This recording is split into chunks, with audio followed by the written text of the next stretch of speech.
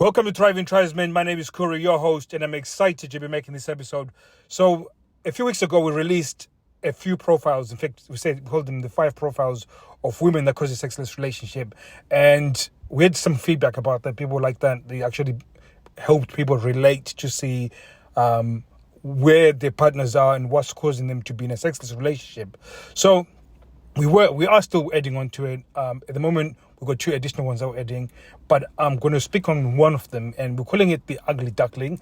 And this is almost one that is probably one of the most important ones, because this one, there is a bit of it where it comes from trauma, and then there's a bit of it where it comes from conditioning. So, in this one, it can appear within somebody, even though they were once confident in themselves, even though they once felt that they were beautiful. There's a point in time where, for example, when they hit the age of 40 and mortality sort of hits them in the face, they're beginning to see wrinkles. Their most valuable asset is then their beauty is beginning to depreciate. So they almost see this value depreciation. Of course, this is more from a retail perspective, because the retail wants to make women think that they're ugly, they're not worthy, they're not good enough in order to sell a product. So they say, you don't feel good, you don't feel beautiful, you're not beautiful, so therefore use this product so you can feel beautiful again. And this is how the retail sort of uses that. So you've got this evolution of somebody who was once confident and then they're not confident, and then you get these people where they from very early on in their childhood, they were just treated a little bit different because of the way they look. So whether they were a little bit overweight, maybe they had a facial deformity, or they had big ears, for example, and somebody said something earlier on in their age. So maybe the dad said something that they looked ugly, or the mum, or they were given the false feedback when they didn't have any friends, or nobody liked them at school. The mum proceeded to then tell the child that you need to dress a certain way, or you need to put a bit more makeup, you need to fit in, so that you are not good enough. You have to change yourself in order to fit in. So all of this is trauma that somebody then carries into a relationship. And then you're probably asking, well, we had the honeymoon period, everything was good, everything seemed to be fine. Yes, that happens because for the first time there was some confirmation that that's not true, and they got to the belief that it wasn't true. And over a period of time, we always do this. You see this with yourself, that you believe one thing and then you regress to what you think is normal, because you are constantly looking for confirmation of that bad thing. And it's called cognitive dissonance. So where you make a decision, and when you make that decision, you get this sort of laser focus to support that evidence. So, for example, if you imagine when you're looking to buy a car, and then the moment you decide to buy that car, all of a sudden you start seeing it everywhere. It's everywhere where you go, you're seeing it. The car was always there. It's just that you just change the focus, you make that decision. So if you believe that you, in terms of your self-image, if you believe that you're ugly, and this woman believes that she's ugly, and then all of a sudden, for one point, she just briefly overlooked it because she's getting all this confirmation from you, and the relationship, over a period of time, she will regress to what she believes, and she will just have to get a few of those confirmations, and then she'll start believing it again. And then within a relationship, you'll find that it's very difficult to turn, because you can tell her that she's beautiful, you can buy her some really nice clothes, you can get her Botox, you can get her all sorts of different things to try and make her feel beautiful, but it's never going to be good enough.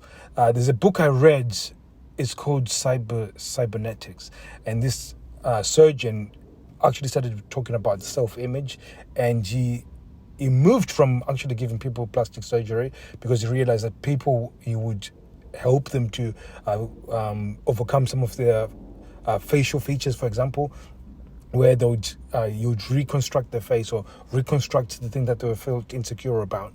But even though they were reconstructed, they still believed that they were deformed and they were ugly. And because of that, he ended up realizing that he had to work on the self-image, and by doing so, it helped him to actually give a person a transformation. Now, there is ways out of this, and you can see that from a sexless relationship point. If somebody thinks that they're ugly, it becomes this dichotomous sort of situation where she feels ugly and therefore she won't allow herself to feel arousal. So you've got this battle where when you're now trying to get her aroused, when you're trying to seduce her, she's got this conflict. It's almost a resistance to seduction because of how she feels. So it becomes more important for her to really overcome that, for her to actually start seeing that she's quite beautiful, she's quite attractive, especially to you. And then every other thing that she's believed in the past is all false and it's not true in regards to your relationship. And it's a weird thing because you see your partner almost being so cruel to themselves, and yet none of it is substantiated. None of it is true.